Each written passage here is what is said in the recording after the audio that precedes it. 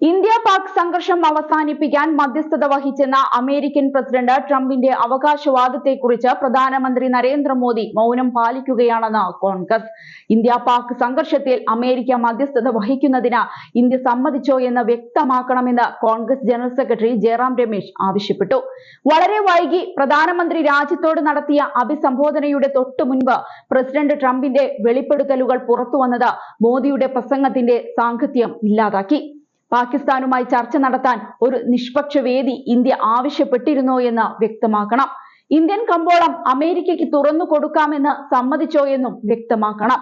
വിവിധ പാർട്ടി നേതാക്കളുടെ യോഗം പ്രധാനമന്ത്രി വിളിച്ചു ചേർക്കണമെന്നും ഇന്ത്യൻ സേനയെ കോൺഗ്രസ് സല്യൂട്ട് ചെയ്യുന്നുവെന്നും ജയറാം രമേശ് എടുത്തു പറഞ്ഞു.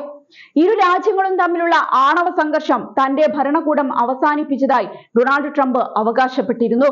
സംഘർഷം അവസാനിപ്പിച്ചാൽ ഇരു രാജ്യങ്ങളുമായും അമേരിക്ക കൂടുതൽ വ്യാപാരം നടത്തുമെന്നും അദ്ദേഹം പറഞ്ഞിരുന്നു. പ്രധാനമന്ത്രി മോദിയുടെ പ്രസംഗത്തിന് മിനിറ്റുകൾക്ക് മുൻപാണ് ട്രംപിന്റെ ഈ പരാമർശം.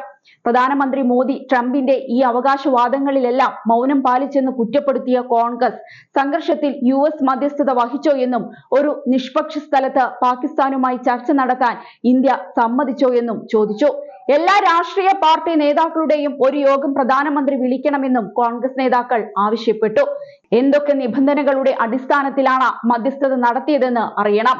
ഡൊണാൾഡ് ട്രംപ് കശ്മീരിനെ കുറിച്ച് പറഞ്ഞതിന് നിങ്ങൾ എന്തുകൊണ്ട് പ്രതികരിച്ചില്ല? രാജ്യത്തിന്റെ മനസ്സിൽ നിരവധി ചോദ്യങ്ങളുണ്ട്. കൂട്ടായ പരിഹാരത്തിന്റെ ആവശ്യകതയുണ്ട്.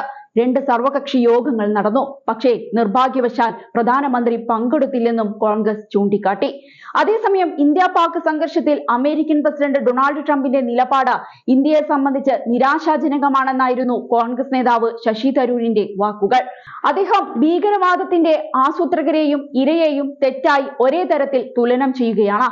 അതിർത്തി കടന്നുള്ള ഭീകരതയുമായുള്ള പാകിസ്ഥാന്റെ ബന്ധങ്ങൾക്കെതിരായ അമേരിക്കയുടെ മുൻകാല നിലപാടിനെതിരാണ് ഇതെന്ന് തരൂർ എക്സിൽ കുറിച്ചു. ഇന്ത്യ പാകിസ്ഥാൻ വെടിനിർത്തലിൽ പ്രധാന പങ്കുവഹിച്ചത് താനാണെന്നും വ്യാപാര സമ്മർദ്ദത്തിലൂടെയുള്ള തന്റെ നയതന്ത്ര സമീപനം ഒരു ആണവയുദ്ധം ഒഴിവാക്കാൻ സഹായകമായെന്നും ഡൊണാൾഡ് ട്രംപ് ആവർത്തിച്ച് അഭിപ്രായപ്പെട്ടിരുന്നു.